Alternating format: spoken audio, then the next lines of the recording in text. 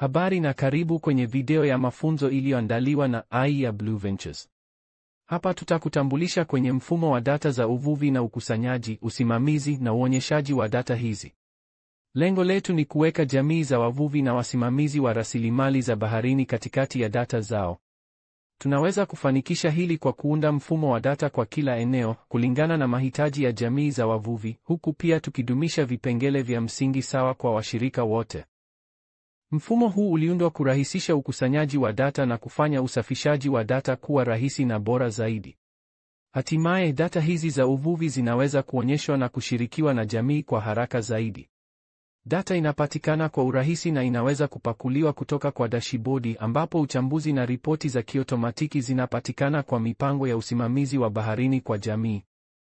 Data ya uvuvi ni rasilimali muhimu kwa jamii, wasimamizi wa rasilimali, serikali za mitaa na washirika kusaidia uvuvi endelevu.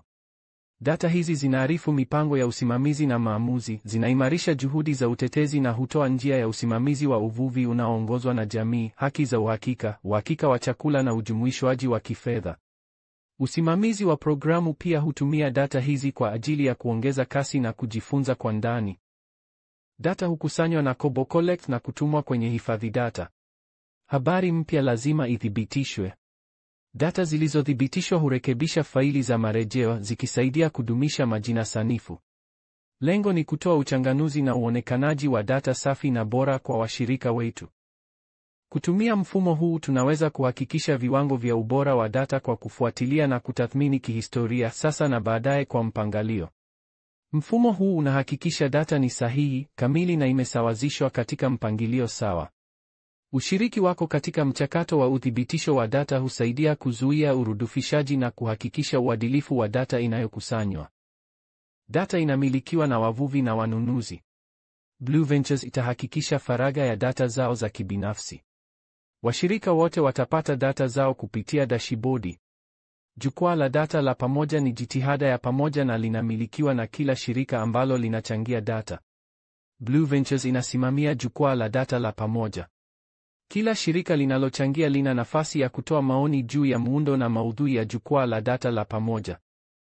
Mfumo wa data ya uvuvi huanza na jukumu muhimu la ukusanyaji wa data. Mfumo unaomlenga mvuvi unaweza kujumuisha ukusanyaji wa data za kibiolojia, kiikolojia, kijamii na kiuchumi. Washirika wengi watatumia programu ya Android ya KoboCollect kukusanya data. Kuna tafiti 4 kuu zinazopatikana kwa washirika kutumia: 1. Uhusiano wa jamii; 2. Ufuatiliaji wa utupo; 3. Uhusiano wa utupo na 4. Utafiti wa kaya. Utafiti wa uhusiano wa jamii unajumuisha maswali yanayosaidia kujenga uelewa mzuri wa shughuli za uvuvi katika jamii. Utafiti huu unahoji kuhusu spishi kuu, zana, mazingira na mitazamo ya wavuvi katika jamii. Taarifa hizi ni muhimu kwa kubuni mikakati ya ushiriki wa jamii. Kwa hivyo, utafiti huu utakuwa muhimu zaidi unapoanza kazi na jamii mpya na unaweza kukamilishwa kwa kutumia vikundi vya majadiliano. Utafiti wa kupanga na ufuatiliaji wa kutua unakusanya data kuhusu mapelekwa na wavuvi.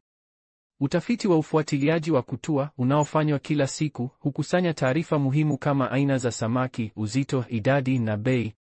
Utafiti wa kupanga kutua unafanywa mara chache na hukusanya taarifa za ziada kama makazi, aina ya vifaa, juhudi na data nyingine maalum. Hasa zaidi, vigezo vinavyokusanywa kutoka kwenye utafiti wa ufuatiliaji wa kutua ni pamoja na uzito uliotua, uzito uliouzwa, idadi, aina, bei, sababu ya kutouzwa kwa mapato haya, na kisha tunakadiria urefu kulingana na uzito na aina ya samaki. Utafiti wa kupanga kutua unakusanya taarifa hizi zote pamoja na juhudi, vifaa, muundo wa ukubwa au urefu uliopimwa, maeneo ya uvuvi na data nyingine maalum kutoka kwa washirika kama vile jinsia, via vya uzazi au ubora wa mapelekwa. Tunakadiria urefu kutoka kwa uzito uliokusanywa katika utafiti wa ufuatiliaji wa uvuvi kwa kutumia thamani za A na B kutoka kwa uhusiano wa urefu uzito uliokusanywa kutoka kwa data za awali. Thamani mahususi za A na B kwa kila spishi zinapatikana kutoka Fishbase, OD. Thamani hizi na vipimo vingine vya mienendo ya idadi ya watu zinapatikana kwa kila spishi katika jalada la rejeleo la urefu uzito ndani ya mtazamo wa mijadala ya Smartsheet. Tunaweza kurekodi taarifa hii kwenye eneo la kutua au moja kwa moja kutoka kwenye boti za uvuvi. Mwisho, utafiti wa kaya ni utafiti wa kijamii na kiuchumi unaolenga elimu, kipato, ustahimilifu wa kifedha, mtaji wa kijamii, usimamizi wa rasilimali, ushiriki na usalama wa chakula. Utafiti huu uliundwa kukusanya majibu kutoka kaya binafsi katika jamii. Ndani ya kila uchunguzi wa KoboCollect, orodha zinazoshuka chini hutumiwa kujaza uchunguzi haraka. Orodha hizi zinajazwa kwa kutumia mafaili ya marejeleo maalum kwa kila mshirika. Washirika wataweza kusimamia mafaili yao ya marejeleo katika Smartsheet Dynamic View, ambapo wanaweza kuongeza, kuhariri au kuondoa chaguo ndani ya mafaili.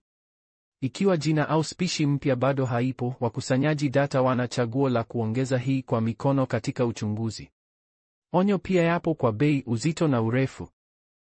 Takwimu zilizokusanywa kwa kutumia uchunguzi wa ufuatiliaji wa kutua, uwasilishaji wa kutua au uwasilishaji wa jamii zinaweza kupakuliwa na kutazamwa kwa kutumia dashibodi ya takwimu za uvuvi na dashibodi ya maoni ya jamii. Takwimu zilizokusanywa kwa kutumia uchunguzi wa kaya za wavuvi zinaweza kupakuliwa na kutazamwa katika dashibodi ya kijamii na kiuchumi. Kuna chaguo nyingi za lugha katika majukwaa yote.